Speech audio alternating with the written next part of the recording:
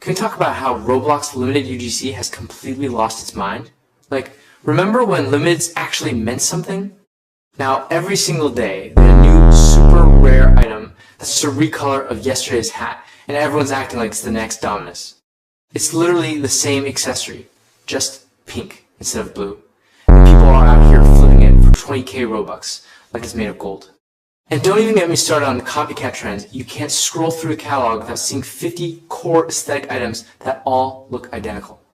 Y'all wearing the same faceless avatar, same black outfit, same limited horns, and calling yourselves original. Roblox fashion used to be creative, bro.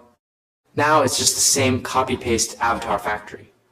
Bring back the days when people actually made unique fits and limiteds actually felt limited.